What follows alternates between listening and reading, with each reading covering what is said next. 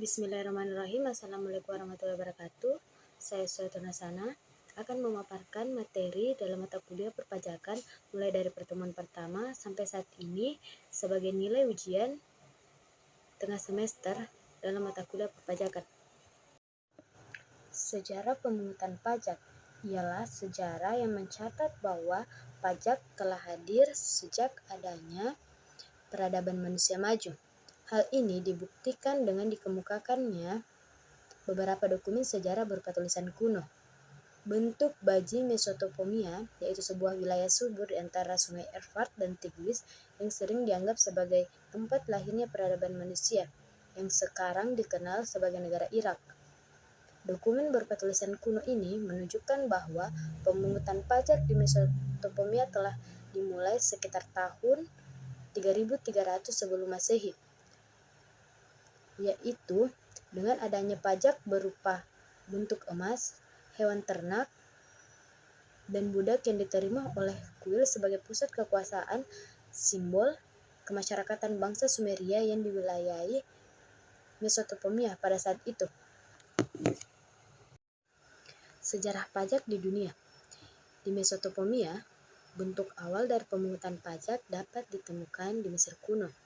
Bangsa Mesir sejarah kuno telah mengenal sistem pemungutan pajak sejak 3000 sebelum Masehi.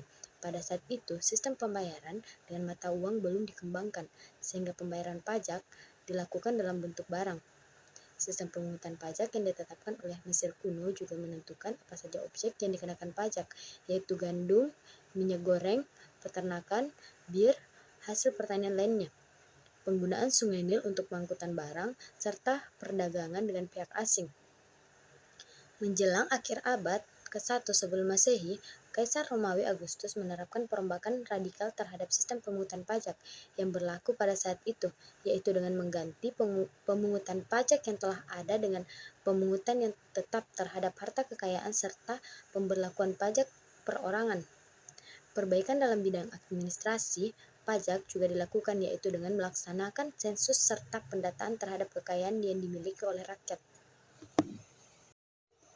Semakin meningkatnya kemakmuran di Eropa Barat menyebabkan sistem feodal tidak lagi dapat diterapkan, sehingga sistem pemungutan pajak sekali lagi digunakan sebagai alat pembiayaan.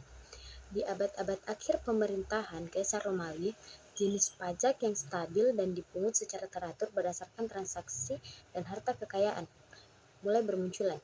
Pada periode modern, awal di Eropa, perubahan sosial dan ekonomi mulai menghasilkan tekanan untuk mengakhiri praktik pemungutan pajak yang sewenang-wenang dan tidak adil, yang pada akhirnya memicu terjadinya perombakan di sejumlah negara di Eropa.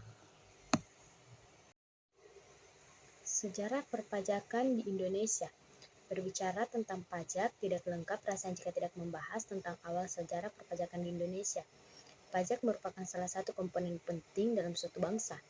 Pajak merupakan sumber pendapatan utama dari sebuah negara, termasuk Indonesia. Sumber pendapatan negara yang berasal dari pajak terbagi menjadi 7 sektor, yaitu pajak penghasilan, pajak penambahan nilai, pajak penjualan, pajak atas barang mewah, pajak bumi dan bangunan, pajak ekspor, pajak perdagangan internasional, bea masuk dan bea cukai. Sebenarnya di Indonesia sudah mengenal pajak sebelum masuknya Belanda. Saat itu pajak dikenal dengan istilah upeti. Upeti sendiri adalah pajak yang harus dibayar oleh rakyat untuk kepentingan pribadi oleh operasional kerajaannya, contohnya seperti membangun istana atau membiayai rumah tangga kerajaan. Ketika Belanda masuk dan menjajah Indonesia saat itu, kita mengenal sistem perpajakan modern. Pemerintahan Belanda membedakan besar tarif pajak berdasarkan kewarganegaraan wajib pajak. Pada tahun 1885, pemerintahan Belanda memberlakukan kenaikan pajak rumah tinggal untuk warga Asia menjadi 4%. Asas dan dasar pemungutan pajak. Adam Smith. 1. Asas equality pemungutan pajak yang dilakukan oleh negara harus sesuai dengan kemampuan penghasilan wajib pajak. Negara tidak boleh bertindak diskriminatif terhadap wajib pajak. 2. Asas Certaini. Semua pemungutan pajak harus berdasarkan undang-undang, sehingga bagi yang melanggar akan dapat dikenai sanksi hukum. 3. Asas Convenience of Payment. pajak harus dipungut pada saat yang tepat bagi wajib pajak. Saat yang paling baik, misalnya di saat wajib pajak baru menerima penghasilan atau di saat wajib pajak menerima hadiah. 4. Asas efisiensi. Biaya pemungutan pajak yang diusahakan sehemat mungkin. Jangan sampai terjadi biaya pemungutan pajak lebih besar dari hasil pemungutan pajak. Dasar pemungutan pajak. Hukum pajak harus memberikan jaminan hukum dan keadilan yang tegas, baik untuk negara selaku pemungut pajak maupun kepada rakyat selaku wajib pajak. Di negara-negara yang menganut paham hukum, segala sesuatu yang menyangkut pajak harus ditetapkan dalam undang-undang. Dalam Undang-Undang Dasar 1945 dicantumkan pada pasal 23 ayat 2 sebagai dasar hukum pemungutan pajak oleh negara. Dalam pasal itu, ditegaskan bahwa pengenaan dan pemungutan pajak terhadap bea cukai untuk keperluan negara hanya boleh terjadi berdasarkan undang-undang. Pasal 23 ayat 2 Undang-Undang Dasar 1945 mempunyai arti yang sangat dalam, yaitu menetapkan nasib rakyat.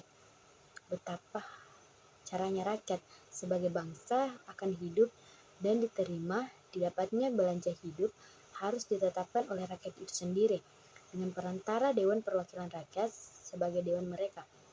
Rakyat menentukan nasibnya sendiri, karena itu juga cara hidupnya. Oleh karena itu, penetapan belanja mengenai hak rakyat untuk menentukan nasibnya sendiri. Maka segala tindakan yang menetapkan beban kepada rakyat sebagai pajak harus ditetapkan dengan undang-undang dengan persetujuan wakil-wakil mereka yang duduk di lembaga legislatif. Sistem perpajakan ialah mekanisme yang mengatur bagaimana hak kewajiban pajak suatu wajib pajak dilaksanakan. Pada uraian di bawah ini disajikan sebagai sistem perpajakan. Official Assessment. Menurut sistem perpajakan ini, besarnya pajak yang terutang ditetapkan sepenuhnya oleh institusi pemungut pajak. Wajib pajak dalam hal ini bersifat pasif dan menunggu penyampaian utang pajak yang ditetapkan oleh institusi pemungut pajak. Self-assessment. Menurut sistem perpajakan ini, besarnya pajak yang terutang ditetapkan oleh wajib pajak.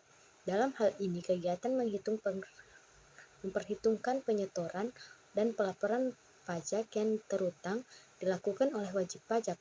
Peran institusi pemungut pajak hanyalah mengawasi melalui serangkai tindakan pengawasan maupun penegakan hukum. Withholding system adalah sistem pemungutan yang memberikan otoritas kepada pihak ketiga dalam penentuan besaran pajak terutang wajib pajak. Pihak ketiga yang dimaksud bukan berasal dari pemerintah maupun wajib pajak yang bersangkutan.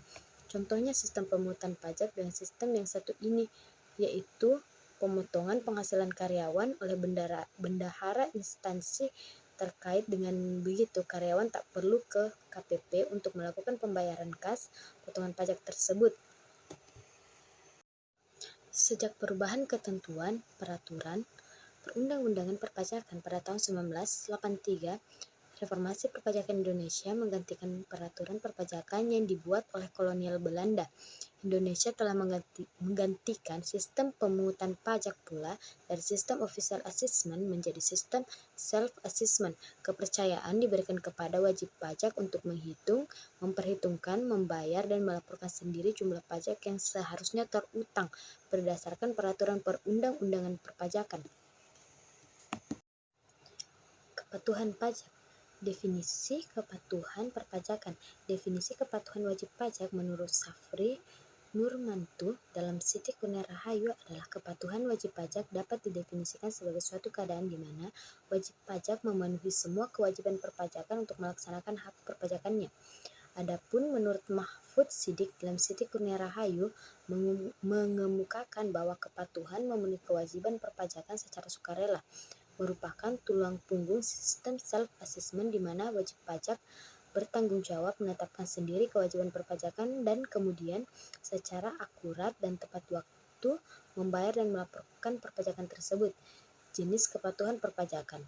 Adapun jenis kepatuhan perpajakan wajib pajak dalam buku Siti Kurnia Rahayu yaitu 1. Kepatuhan formal adalah suatu keadaan di mana wajib pajak memenuhi kewajiban secara formal dengan ketentuan dalam undang-undang perpajakan, misalkan menyampaikan surat pemberitahuan SPT PPh tersebut sudah benar atau belum. Yang penting surat pemberitahuan sudah disampaikan sebelum tanggal 31 Maret. Kepatuhan material adalah suatu keadaan di mana wajib pajak secara hakikatnya memenuhi semua ketentuan material perpajakan, yaitu sesuai isi dan jiwa Undang-Undang Perpajakan. Kepatuhan material juga dapat meliputi kepatuhan formal. Di sini, wajib pajak yang bersangkutan selain memperhatikan kebenaran yang sesungguhnya dari isi dan hakikat surat pemberitahuan tersebut. Kriteria kepatuhan perpajakan berdasarkan Peraturan Menteri Keuangan Nomor 75 MPK 03/2012 bahwa kriteria kepatuhan wajib pajak adalah 1. Tepat waktu dalam menyampaikan SPT. 2. Tidak mempunyai tunggakan pajak untuk semua jenis pajak kecuali telah memperoleh izin untuk mengangsur atau menunda pembayaran pajak. 3. Laporan keuangan audit oleh akuntan publik dan lembaga pengawasan keuangan pemerintah dengan pendapatan wajar tanpa pengecualian selama 3 tahun berturut-turut. 4. Tidak pernah dipidana karena melakukan tindak pidana perpajakan berdasarkan keputusan pengadilan, telah mempunyai kekuatan hukum tetap dalam jangka waktu 5 tahun terakhir. Indikator kepatuhan perpajakan. Adapun indikator kepatuhan perpajakan menurut Siti Kurniawan Rahayu yaitu wajib pajak yang mengisi dengan jujur, lengkap, dan benar serta pemberitahuan sesuai ketentuan, menyampaikan SPT ke KPP sebelum batas waktu terakhir. Baiklah, itulah tadi penyampaian materi dari saya. Kurang lebihnya mohon dimaafkan. Wassalamualaikum warahmatullahi wabarakatuh.